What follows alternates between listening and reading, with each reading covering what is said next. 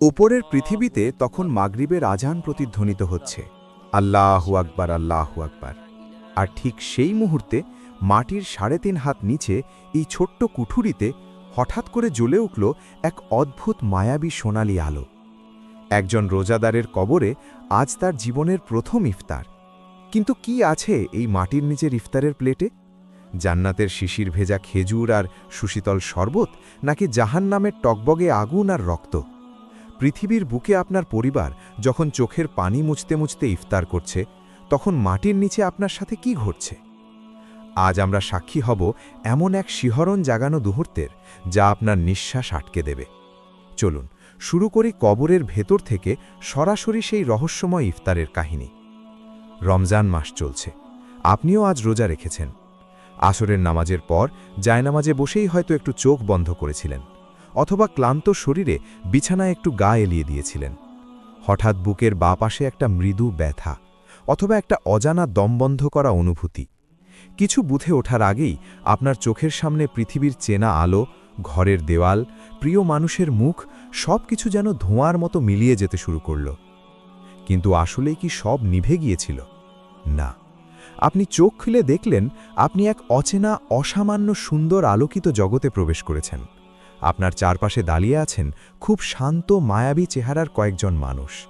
তাদের শরীর থেকে এমন এক মিষ্টি সুবাস আসছে, যা পৃথিবীর কোনো আতরে নেই।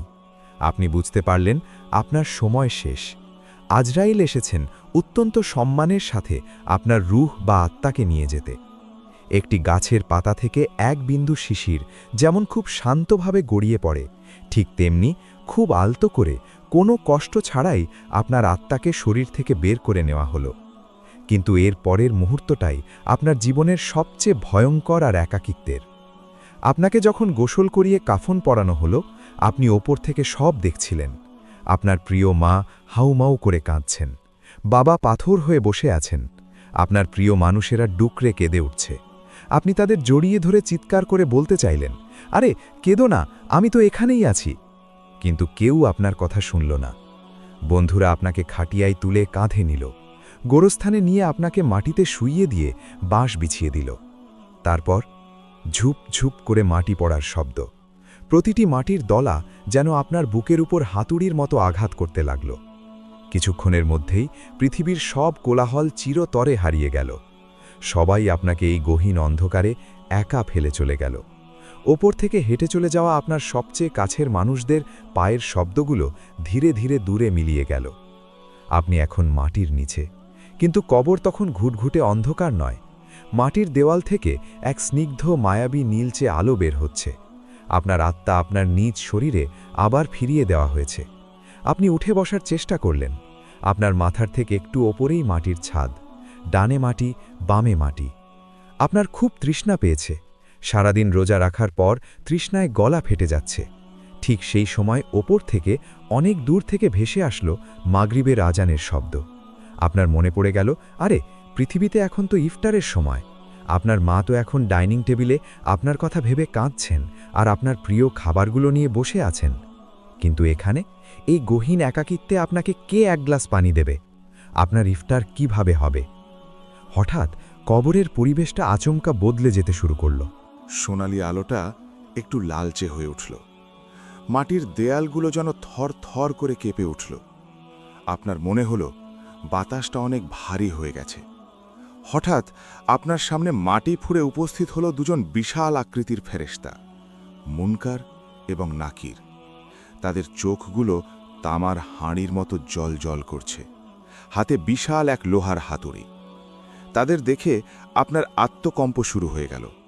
আপনি ভয়ে মাটির দেয়ালের সাথে মিশে যেতে চাইলেন। আপনি বুঝতে পারলেন কবরের কঠিন পরীক্ষা শুরু হতে যাচ্ছে। ইফতারের আগেই আপনাকে এই পরীক্ষায় পাশ করতে হবে। ফেরেশতাদ্বয় বজ্রকণ্ঠে প্রশ্ন করলেন, যে আওয়াজে পুরো কবর কেঁপে উঠল, মান রব্বুকা, অর্থাৎ তোমার রব কে? আপনি ঢোক গিললেন। পৃথিবীতে থাকতে আপনি এই প্রশ্নের উত্তর 1000 বার পড়েছেন, সবাইকে শুনিয়েছেন। কিন্তু আজ এই ভয়ঙ্কর পরিস্থিতিতে আপনার গলা দিয়ে কোনো আওয়াজই বের হচ্ছে না। আপনি জানেন উত্তর না দিতে পারলে ওই বিশাল হাতুড়ি দিয়ে আপনাকে আঘাত করা হবে, আর আপনি মাটির ৭০ গজ নিচে তলিয়ে যাবেন। আপনার চোখ দিয়ে ঝরঝর করে পানি পড়তে লাগল। আপনি মনে মনে আল্লাহকে ডাকতে লাগলেন, হে আল্লাহ, আমার জবান খুলে দিন, আমাকে এই ইফতারের সময় অপমানিত করবেন না। ঠিক সেই চরম বিপদের মুহূর্তে যখন আপনি পুরোপুরি হতাশ, তখন কবরের এক কোণ থেকে এক অপূর্ব সুন্দর উজ্জ্বল সাদা মেঘের মতো আকৃতি ভেসে আসলো। সেই আকৃতি থেকে এমন এক মিষ্টি সুবাস আসছিল যা পৃথিবীর কোনো সুগন্ধিতে নেই। পুরো কবর সেই জান্নাতি সুবাসে ভরে গেল। সেই সাদা মায়াবী আলোটা ধীরে ধীরে আপনার মাথার কাছে এসে একটা ঢালের মতো দাঁড়িয়ে গেল। ফেরেশতারা একটু অবাক হয়ে থামলেন। সেই সুন্দর আকৃতি থেকে অত্যন্ত সুমধুর আর মায়াবী একটা কণ্ঠ ভেসে আসলো। সেই কণ্ঠ বলল, থামুন, আপনারা আল্লাহর এই মেহমানকে ভয় দেখাবেন না। আপনারা কি জানেন না আমি কে? আমি হলাম তার রোজা। পৃথিবীতে যখন প্রচণ্ড রোদ আর গরম ছিল, যখন তার খুব তৃষ্ণ পেয়েছিল, তখন সে কেবল তার রবকে খুশি করার জন্য নিজেকে খাবার আর পানি থেকে দূরে রেখেছিল। আজ এই অন্ধকার কবরে তার ইফতারের সময় হয়েছে। আমি আমার এই রোজাদার সঙ্গীর গায়ে কোনো আঁচড় লাগতে দেব না।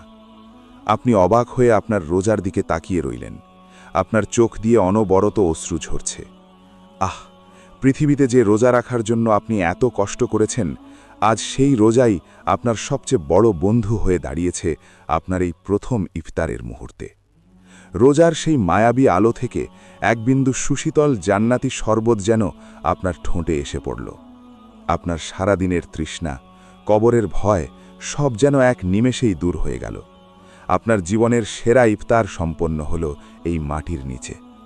ফেরেশতাদের জ্বলন্ত চোখগুলো কিছুটা শান্ত হল। তাদের চোখেও যেন একজন রোজাদারের প্রতি শ্রদ্ধার আভাস। কিন্তু পরীক্ষা তো এখনও শেষ হয়নি। কবরের নিয়ম বড়ই কঠিন। রোজা আপনাকে সাময়িক স্বস্তি দিলেও আসল উত্তরগুলো আপনাকেই দিতে হবে। ফেরেশতারা আবার তাদের বিশাল চেহারা আপনার দিকে নিচু করলেন। রোজার দেওয়া সেই এক বিন্দু সুশীতল জান্নাতি শরবতের শীতলতা তখনও আপনার ঠোঁটে লেগে আছে। সারাদিনের তৃষ্ণা মিটে গিয়ে আপনার ভেতরে এক অদ্ভুত প্রশান্তি কাজ করছে। কিন্তু মুনকার এবং নাকির নামের সেই ভয়ঙ্কর সুন্দর ফেরেশতাদ্বয়ের চোখে তখনও কঠিন পরীক্ষার দৃষ্টি। কারণ কবরের জগতেও একটা নিয়ম আছে। শুধু এক বেলার ইফতার দিয়ে তো অনন্তকালের এই জীবন পার করা যাবে না। আপনার মাথার কাছে ঢাল হয়ে দাঁড়িয়ে থাকা রোজার মায়াবী আলোর দিকে ফেরেশতারা একবার তাকালেন। তারপর তাদের দৃষ্টি আবার আপনার উপর এসে পড়ল। কবরের ভেতরের ভারী বাতাসটা যেন আবার একটু কেঁপে উঠল। এবার তাদের বজ্রকণ্ঠের দ্বিতীয় প্রশ্ন আপনার কানে প্রতিধ্বনিত হল, ওয়ামা দীনুকা, তোমার দিন বা ধর্ম কি? আওয়াজটা এতটাই গম্ভীর ছিল যে আপনার মনে হলো মাটির দেয়ালগুলো যেন আবার আপনার দিকে ধেয়ে আসছে। কিন্তু এবার আপনার ভেতরে আগের মতো সেই জমানো আতঙ্ক কাজ করছে না।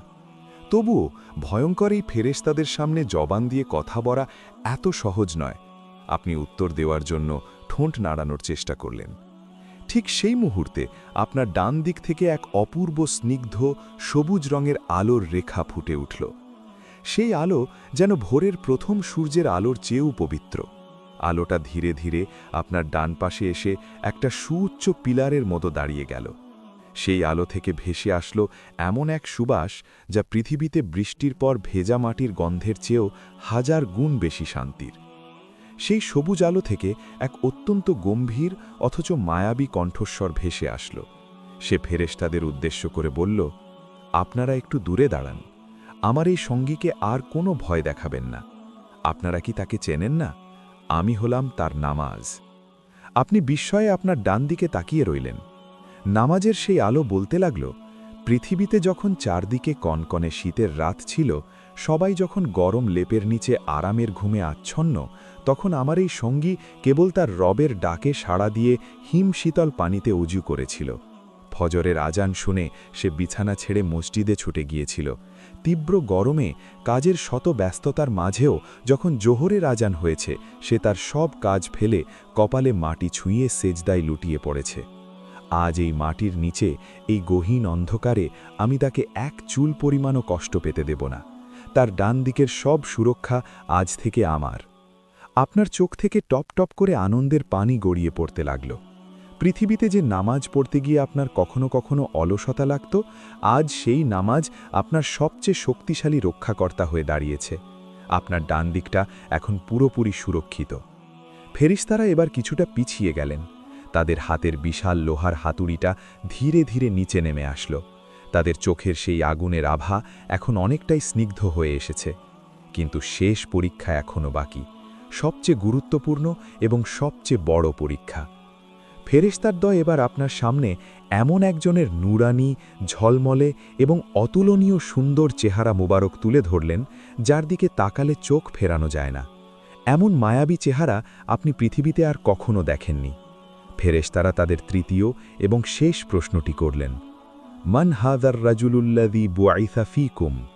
এই ব্যক্তিটি কে, যাকে তোমাদের মাঝে পাঠানো হয়েছিল? আপনি সেই নুরানি চেহারার দিকে তাকালেন।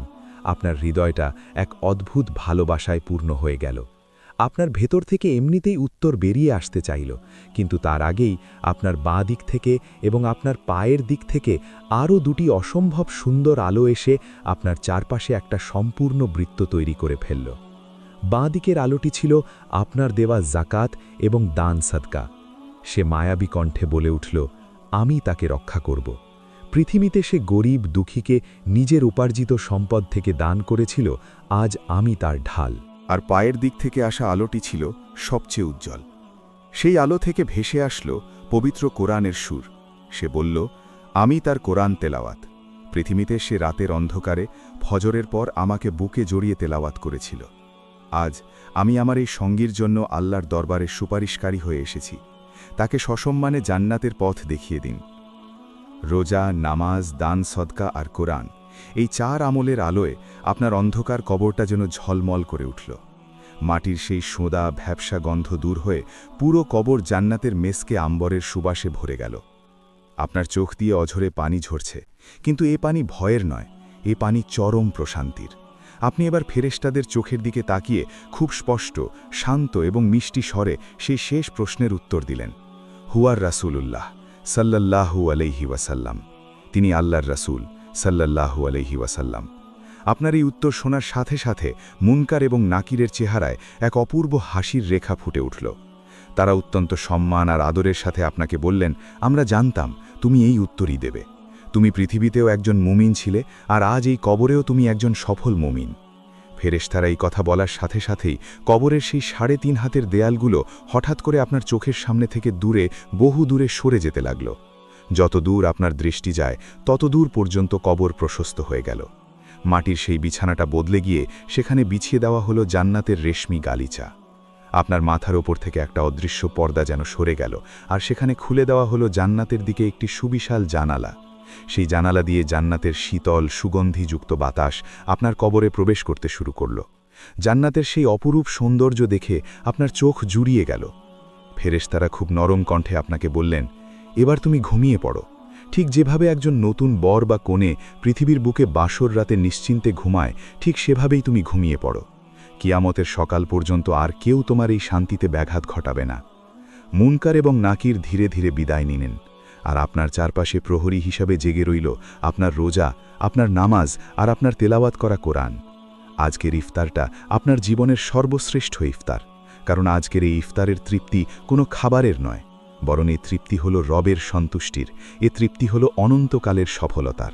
আপনি চোখ বন্ধ করলেন, এক অনাবিল শান্তির ঘুমে আচ্ছন্ন হয়ে গেলেন। ফেরেশতারা চলে যাওয়ার পর আপনার চারপাশের জগৎটা এক অদ্ভুত নিস্তব্ধতায় ছেয়ে গেল। বরং এই নিস্তব্ধতা ভয়ের নয়, বরং চরম প্রশান্তির। জান্নাতের সেই সুবিশাল জানালা দিয়ে অনবরত সুগন্ধি বাতাস বইছে। আপনার মাথার কাছে কোরআন, ডান পাশে নামাজ, আর সামনে আপনার রোজা পাহারাদারের মতো দাঁড়িয়ে আছে।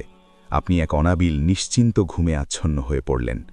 পৃথিবীর বুকে আপনার রেখে আসা পরিবার যখন আপনার শোকে কাঁদছে, আপনি তখন জান্নাতের সুশীতল ছায়ায় আরাম করছেন।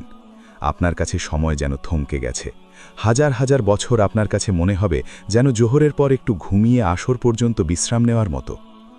একজন মুমিনের, একজন রোজাদারের কবরের প্রথম রাত এভাবেই জান্নাতের বাগানে পরিণত হয়। এভাবেই সম্পন্ন হয় তার জীবনের শ্রেষ্ঠ ইফতার। কিন্তু একবার, শুধু একবার উল্টো পিঠের দৃশ্যটা কল্পনা করুন তো। যদি কবরের ওই বাসিন্দা আপনি হন, আর পৃথিবীতে আপনি রোজা না রেখে থাকেন, যদি দুনিয়ার ব্যস্ততা, চাকরি, ব্যবসা আর বন্ধুদের আড্ডায় পড়ে আপনি নামাজগুলো ছেড়ে দিয়ে থাকেন, তখন কি হবে? তখন আসরের পর মৃত্যু হলে আপনার আত্মাকে আজরাইল আলাইসাল্লাম এত শান্তিতে বের করে আনবেন না। কাঁটাযুক্ত একটা ডালকে যেমন ভেজা তুলার ভেতর থেকে টেনে হিঁচড়ে বের করলে সব তুলো ছিঁড়ে যায়, ঠিক তেমনি আপনার প্রতিটি রগ, প্রতিটি শিরা উপড়ে নিয়ে আপনার আত্মাকে বের করা হবে। সবাই যখন আপনাকে কবরে রেখে চলে যাবে, তখন মাগরিবের আজান হবে। আপনারও তৃষ্ণা পাবে, কিন্তু আপনার সামনে তো আপনার রোজা এসে ঢাল হয়ে দাঁড়াবে না। মুনকার এবং নাকির যখন তাদের জ্বলন্ত চোখ আর আগুনের হাতুড়ি নিয়ে আপনার সামনে এসে হুঙ্কার দিয়ে বলবে, মন রব্বুকা, ভয়ে আপনার কলিজা ফেটে যাবে, কিন্তু মুখ দিয়ে কোনো উত্তর বের হবে না। আপনার ডান পাশে কোনো নামাজ থাকবে না আপনাকে বাঁচানোর জন্য। আপনার চারপাশ থেকে কোনো কোরআনের আলো এসে ফেরেশতাদের থামাবে না। ভাই আমার ও আমার আদরের বোন, একটু শুনুন না। আজ এই যে দুনিয়ার জন্য আমরা এত পাগল হয়ে ছুটছি, একটু ভাবুন তো কার জন্য এই দৌড়াদৌড়ি? যে শরীরটাকে আপনি এত দামি সাবান, এত দামি পারফিউম দিয়ে সাজাচ্ছেন, যে চেহারাটা সুন্দর দেখানোর জন্য আয়নার সামনে ঘন্টার পর ঘন্টা দাঁড়িয়ে থাকছেন, ওই মাটির নিচে কিন্তু কোনো আয়না নেই রে ভাই। ওই মাটির নিচে আপনার এই সুন্দর চেহারায় কয়েকদিনের মধ্যেই পোকা ধরবে। আপনার দামি ব্র্যান্ডের জামাগুলো আলমারিতেই পড়ে থাকবে, আর আপনাকে পরানো হবে মাত্র কয়েক টাকার ওই সস্তা সাদা কাপড়। আজ যে বন্ধুদের সাথে আড্ডা না দিলে আপনার এক মুহূর্ত চলে না, যে স্বামী বা স্ত্রীর জন্য আপনি রবের হুকুম অমান্য করছেন, বিশ্বাস করুন কবরে মাটি দিয়ে আসার পর তারা কয়েকদিন কাঁদবে। তারপর সবাই আপনাকে ভুলে যাবে। আপনার শূন্য ঘরটায় অন্য কেউ এসে থাকবে, আপনার জমানো টাকায় অন্য কেউ বাড়ি বানাবে, আর আপনি ওই গহীন অন্ধকার কবরে একা, বড্ড একা পড়ে থাকবেন। আহা, ওই দিন আপনাকে কে বাঁচাবে, যখন কবরের দুই দেওয়াল এমনভাবে আপনাকে চেপে ধরবে যে আপনার ডান পাঁজরের হাড় বাঁ পাঁজরে ঢুকে যাবে, যখন জান্নাতের বদলে আপনার কবরে জাহান্নামের একটা জানালা খুলে দেওয়া হবে, আর সেখান থেকে দাউ দাউ করা আগুন আর বিষাক্ত সাপ বিচ্ছু এসে আপনার সারা শরীর পেঁচিয়ে ধরবে, তখন আপনি চিৎকার করে বলবেন, ও আল্লাহ, আমাকে আরেকবার দুনিয়ায় পাঠিয়ে দাও, আমি সব রোজা রাখব, সব নামাজ পড়ব। কিন্তু আল্লাহ বলবেন, না, সময় শেষ। ভাই আমার, পায়ে ধরি আপনার, এখনও সময় আছে। আজ আপনার বুক ধুকপুক করছে, আপনি শ্বাস নিচ্ছেন, তার মানে রবের দরজা এখনও আপনার জন্য খোলা। শুধু একবার জায়নামাজে মাথাটা ঠেকিয়ে ডুকরে কেঁদে উঠুন না। বলুন না, হে আমার আল্লাহ, আমি তো দুনিয়ার মোহে অন্ধ হয়ে গিয়েছিলাম, তুমি আমাকে ক্ষমা করে দাও আল্লাহ, আমাকে ওই কবরের আযাব থেকে বাঁচাও, ওই জাহান্নামের আগুন দিয়ে আমার কবরের ইফতার তুমি করিও না আল্লাহ। বিশ্বাস করুন, তিনি খুব দয়ালু।